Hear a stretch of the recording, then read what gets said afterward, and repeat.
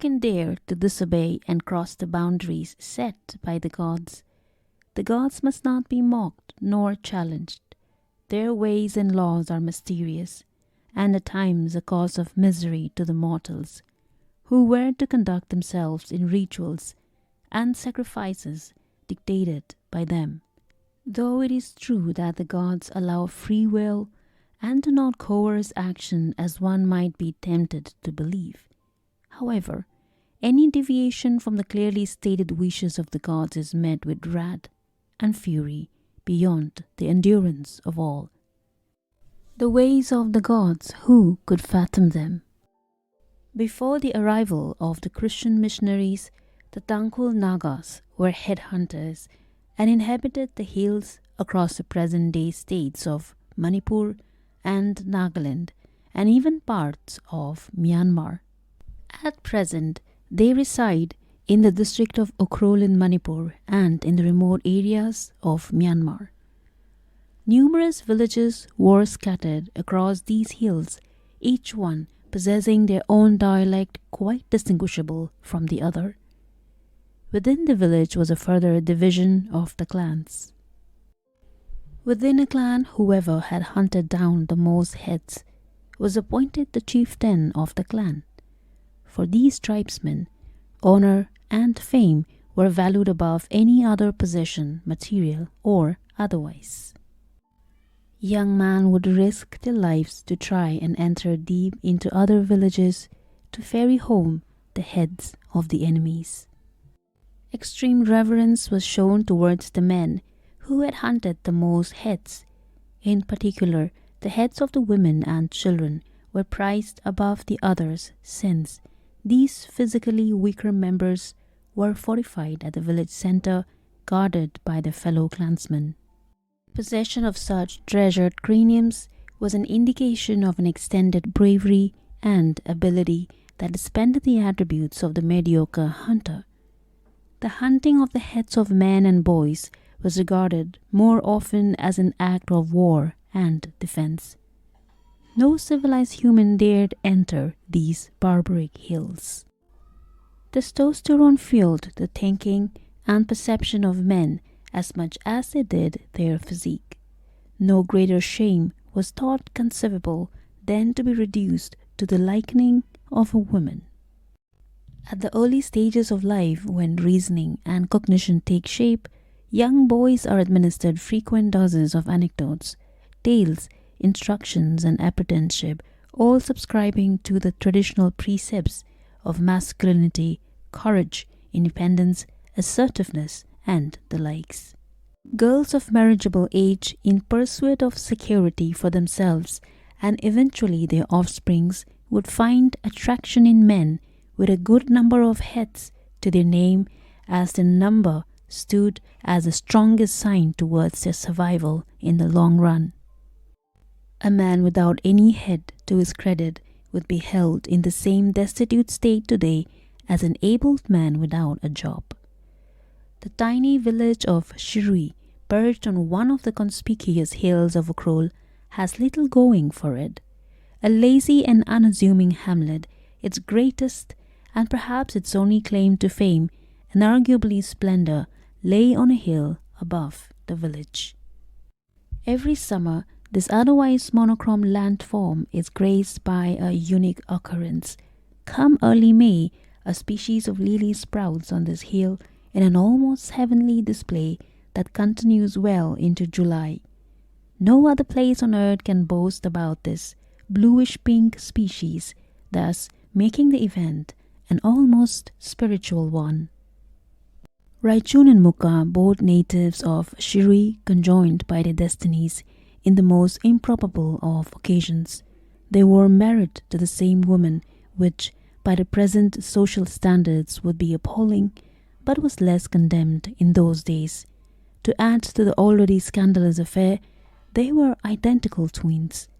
An uncanny resemblance between the pair tantamount even under careful observation. Consequently, it led to the question, why would she marry two of the same? For now, it can only be guessed. One Thola, their wife, was a woman whose intellect was as unparalleled as her beauty. She had been courted by countless men far and near. Some of these included chieftains, even predominantly from neighboring villages. Despite continuous attempts at coercion by her parents, she would not give in. No man, she felt, suited her until, of course, she discovered the twins, or the other way round. It did not matter. Raichun and Mukka were distinctly above average in their physical capability, anyone could safely assert, and just as equal, it would be further agreed. The same could be said with confidence of their courage and valor. Though they claimed to be natives of Shirui, they took residence a little away from the village. Little genuine verbal records of their parents existed, leading to a variety of confidently improvised explanations of their lineage. A few claims even bore similarities with those of ancient mythologies. The most credible one that seemed to have garnered significant agreement within the village and perhaps beyond was that the birth of the twins was a result of the procreation between the god Mokto and Yanyai of Shirui. Yanyai was unanimously declared the most beautiful woman of Shirui.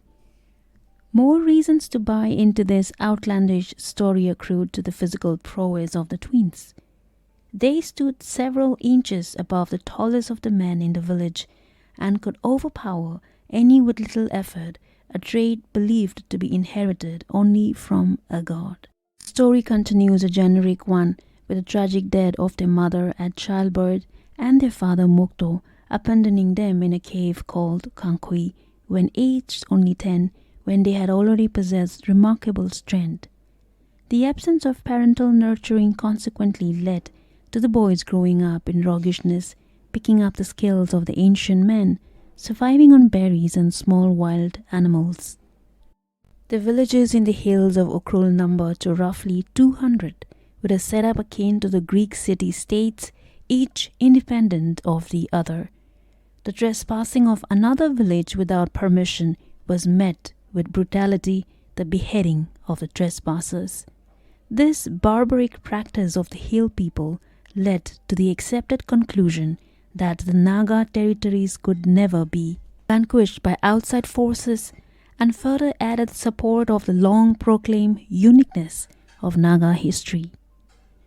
For Raichun and Mukka, however, these rules did not seem to be applicable, or at least were withheld, not only to avoid any sort of confrontation with their superhuman might, but also in response to the generosity of the boys who almost always complimented their visits with games and boars. Their entry to any village was warmly received by throwing a reception usually reserved for kings. It was one of these occasions that the boys first set their eyes on Wantala. Almost telepathically, an ability twins are believed to possess, they simultaneously fell in love with her, a rarity of events. Throwing away all the past convictions of resentment towards ordinary men, Wantala reciprocated in an instant. But of course, these were not ordinary men. They could not have been. An ordinary man would be incapable of commanding her attention for more than 3 seconds. There she stood, helplessly drawn to the image of the two godlike boys, unable to summon neither the strength nor the discipline to direct her attention away back to whatever she was engaged in. Stares between the three turned into smiles, and consequently they all fell in love. Talks of courtship and marriage sipped into the exchange of words without the slightest of apprehensions. Both boys appeared to be willing to settle for nothing less than marriage. Wantala picked up on this instantaneously and with her subtle feminine intuition made a startling proposition. She would marry both of them. Raichun and Mukka would both take her as their wife. For her, it was either this or by the two boys battling out amongst themselves, which would certainly result in bloodshed. Her per se swiftness triumphed and was met with identical nods from the twins, followed by identical smiles. She definitely could not tell them apart, but that did not matter. She had finally found someone or two to match her repute. Another account talks about Zayari, the only daughter of Awachung from Kangkhui, who was considered the greatest warrior in the village. One particular day, Amyopa, the god of harvest, and the younger brother of Amyowo, the father god, whom Awochung had long been a faithful disciple, paid them a visit. Of all the days, Zayari was outside that particular day, dancing on the porch. With luck less favoring her, the promiscuous Amyopa set his eyes on her. Like most gods, it was certain he would lay claim on her. By that it was understood immediate marriage, and expecting instantaneous compliance from her as well, who knew her. Awochung's long steadfastness towards Amyopa would hold no influence in avoiding this marriage. To the gods, the faithfulness of the masses was not regarded as a privilege that they were bestowed with, but a right they inherited. The gods' attraction to mortal women seemed baffling to all. Were not there enough beautiful goddesses in the heavens? Or were they too assertive, too powerful and free-thinking? Or perhaps lust did not spare the gods too, and caused them to venture out to these lesser species? However, this was not so. The gods relished all women, whether immortal or not, to populate, and living a piece of themselves was what mattered. Amyopa was no exception, with many goddesses and mortal women bearing him offsprings. A presumption ran something along the lines of the twins Raichun and Mukka being the illegitimate children of Amyopa and Zayari, for it would imply a defiance of time and age itself. The boys were physically matured as Zayari. There is a sense hence of the presumption mythically circulated by the populace. Most as they return out held almost no grounding in rational. It is important to distinguish such tales from the ones that have earned validation among the people. One such validation is the story of Amyopa and the goddess of Kashong, a frightening personality named Philava, but commonly remembered as Shirui Philava. Amyopa had long been in love with Shirui Philava. She possessed a beauty that was seldom equaled. Any attempt to match her beauty was a futile effort. Interestingly, any story involving the union of gods was accepted dutifully, with as little resonance as to a cough in a sick home. Amyopa's marriage to Zayari resulted in an acrimonious split with Shirui Philava, an act that enraged her. Other reasons to the divorce must be explored as well.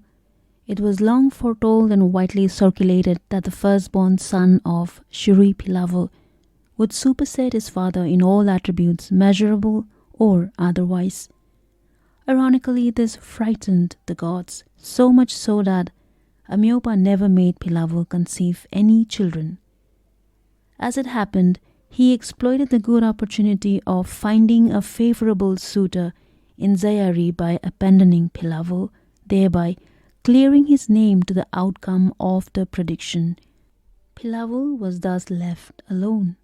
Such were the events unraveling in this small yet enthralling village.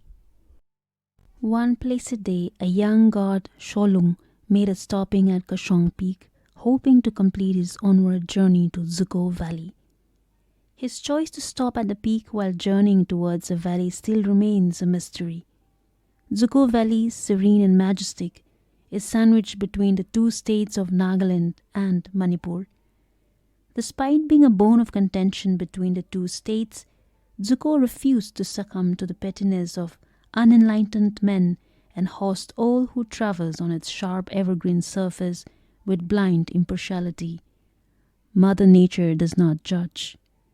Though cut off from the civilization, it provides refuge to little independent huts and homes, with most residents choosing reticence all through their existence. Sholung himself was born of the father god Amyowo, or supreme spirit god, entitling him a godhood. It was at this stop at Kashong that he came across Philava, who was seated at the foot of the hill. And as one might guess by now, he fell in love with her instantly.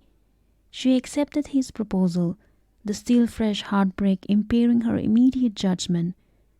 The news was promptly conveyed to Father Amyo, who was not in the slightest manner pleased.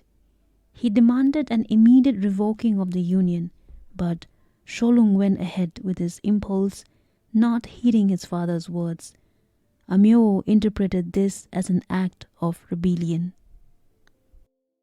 As a matter of discipline, though more of retaliation, Amyo cursed his son, a curse that reduced Sholung to a bull. Amyo, however, felt cruel to be leaving Philava this way. She was a broken woman. He therefore granted a wish to Philava, a wish to pick any man of her choice from any land he held power over, including the hill of Shirui. It was a gift reserved for the most deserving of men. This was understandable because for centuries Philava was worshipped and adored by villages in the vicinity of the hill as a protector from calamities and diseases. Sholung the bull took to the life of the beast he now was, grazing on what the land offered. Philava's love for Sholung, despite his inhuman form, never ceased, and she displayed this by nurturing the bull every day. Amyo warned all hunters who passed or were to pass the area against taking the life of the beloved bull. An unnamed curse would befall any perpetrator. Raichun and Mukka were on one of the usual expeditions, hopping from one village to another when they happened to pass by Kashong Peak. This visit was different. Partially hidden behind a tree, they spotted a creature like no other, a massive, perfectly chiseled bull taking shelter. It was Sholung the bull. The twins were enthralled. Could such a creature walk these lands, they thought. Surely it must have fallen from the heavens. Before either one could utter an expression of amazement, a woman carrying a large urn appeared out of the horizon and walked towards the beast. She was beautiful, but appeared rather odd in her conduct. She emptied the urn filled with ambrosia for the bull. She then broke into conversation with her strange companion and said, "How long will you remain this way, my love?" Then, bending down, she kissed its head right between the eyes and lamented, "Are we to remain cursed forever?" The boys were at a distance, but their hearing was well above normal, and thus they were able to pick up the slightest of conversation from a distance. "She must be the goddess of Kashong father told us about," Raichun whispered. Although having last seen their father at the tender age of 10, their memory remained intact. Mukka noted, "Yes, of course, it is. Father advised us against ever falling in love with her." The gods pass on advice on women and love to their children early in life, well before adolescence. "She was the cause of our mother's death. This is what we were told as well," Mukka continued. Somehow the truth of their mother's death was never disclosed to the boys, and all that they carried with them was that their father had uttered during the first few years with him. "We must avenge our mother's death," Mukka cried. "This moment that has held us here is a sign that I am certain." "Easy now, brother. We must care not to frighten the beast away." The boys, despite their agility and strength, lived by the precept of never underestimating the adversary. It was important to remain discreet. "But remember the old curse? Woe to any soul that chooses to take her life." "We must take caution, brother," warned Raichun, grasping Mukka by the shoulder. Mukka quickly responded, "What about the animal then? Surely it must be the closest thing to her heart. Let's get the bull." There was a pause. Raichun, unable to counter this proposition, accepted that this was the only thing that made sense at that instant. Though they never expressed it, The tragic story of their mother's death was deeply etched in their consciousness. This was a perfect moment to avenge the death of their mother. They quickly positioned themselves in an unmistakable setting, one of the leopard ready to pounce on its prey at the slightest opportunity. As they gently approached their target about 10 meters away, the woman turned towards their direction and spoke up in an unflustered tone. "So whose sons are you, and what brings you to my territory?" "We are orphans," responded the twins in unison. She had never set eyes on twins of such stature. "Orphans?" she repeated after a noticeable pause. Then gently walking towards them while retaining eye contact, she continued, "You boys look strikingly similar to the great god Amyopa." The boys continued with their innocence. "Not at all. We are nomads, roaming the lands, feasting as we please." With suspicion still lingering, she hesitantly invited them home. The boys declined and instead wished to see the creature behind her. She accepted instantly, in no mood for altercation, and before she could reiterate her invitation, the twins took leave, departing with unreadable hints of interest on their faces in a second visit. She seemed relieved that nothing about her or the bull aroused the slightest of enthusiasm in them. A simple misunderstanding, she thought. Soon enough, as they were out of sight, both woman and the beast, the twins drew up plans of revenge. They settled on a simple one. They did not feel the need for anything elaborate beyond the one where Raichun would distract Philava in romance while Mukka did the obvious. Such was the confidence they possessed that they believed one of them alone could overpower the full-grown ox. Exactly a week later, accurately to the hour, the two showed up right where they passed saw Philava a couple of steps outside where she lived. One could not quite call it a home. A better description would be shelter, or more rudely, shack. In accordance with tradition, they carried with them plentiful gifts. "Is anyone there?" one of them hollered, making their presence known.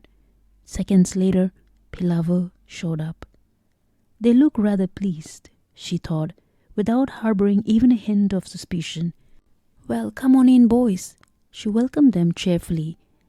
They had to stoop low to enter the low-built door. They handed the gifts over to Philava, who was delighted, much less so for their contents, but because such moments rarely visited her. She could not remember the last time her existence was of concern to somebody. Loneliness, and longingness were all she had known for a long time. She gestured to them to sit down on the Morahs. The twins, however, were on a different course altogether.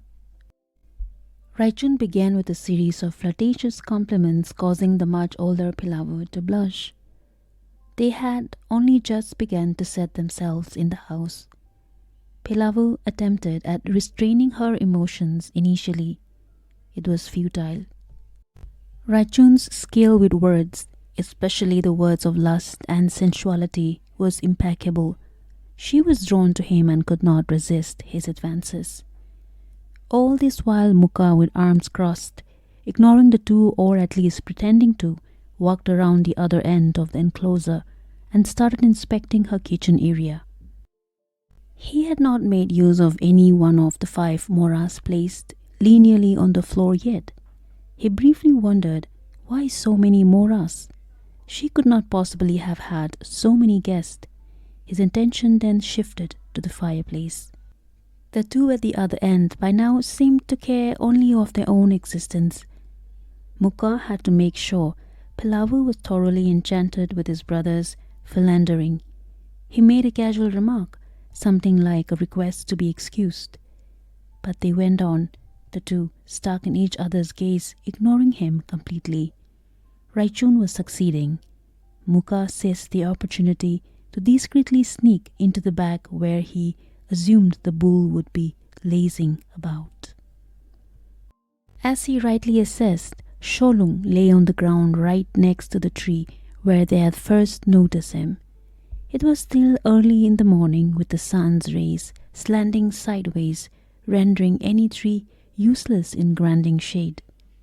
Maybe the bull takes comfort in the tree and not necessarily the shade, Mukka thought. But this was not the time for such heartfelt thoughts. He got hold of the bow and arrow he had concealed in a shrub, right before they announced their arrival to Philava. With gathered concentration, he took aim and pierced the arrow right into the ventricle of the bull. The arrow slid so quick into its side that the animal flung its head up, stunned and motionless. Seconds later, a gush of blood spewed up from every opening of its heart. Its head tilted upwards even more, so much so that it faced straight up into the sky. Once the rush of blood had reduced noticeably, its eyes rolled back and bam! Its head knocked the earth. The god beast was no more. Mukka knew he had little time to clear the mess. He zoomed straight to the tree and carefully lifted the fresh corpse well out of sight to a pre-planned, well-hidden thick enclosure of trees about 800 meters south, making sure not to leave a trail of blood. It was a tedious task, but he was beyond capable. There was a reason the twin stood out among men. He scurried back to the tree, cleaning off the spewed blood at the side. It was impressive. In a matter of few minutes it was done. Any passerby would have believed had they been told that no man had ever set foot within a 10-foot radius of the tree. The great Mukka did it. Then, wiping off any hint of exertion, he headed towards the house. With a slight worry of the execution of the other equally important section of their plan, he pushed the door open, but gently enough not to give away suspicion. He should have placed more trust on Raichun. When he entered the house for the second time, the two were half-dressed, with Philava still under Raichun's spell. He decided to wait, respecting the privacy, and headed to the door, shutting it behind him. He lay down on the soft grass, impressed with his brother, but much more with himself. After about half an hour, Raichun came out and they proceeded towards Shirui village, where they hunt and distributed the meat to every household in the village. Shirui was a huge village with a sizable population. The next morning, only two widows woke up from their sleep to tell the sad fate of their village. Since the villagers ate the flesh of the god Sholung, the curse of death came upon them, including Raichun, Mukka, and their wife Wantala. The two women who survived to tell the tragic tale were poor widows who had decided to have their share of meat the next day. That's how they survived the onslaught of the gods. Even to this day, they still believe in the saying, "You can disobey your parents, but not the gods." That's how they survived the onslaught of the gods. Even to this day, they still believe in the saying, "You can disobey your parents, but not the gods." As for Kashong Philava, ever since the death of her lover Kashong Sei, she started looking for lovers amongst the mortals. To this day, numerous cases have been reported about the mysterious deaths of many handsome young men who visited Kashong Peak, and also young men of her liking in the vicinity.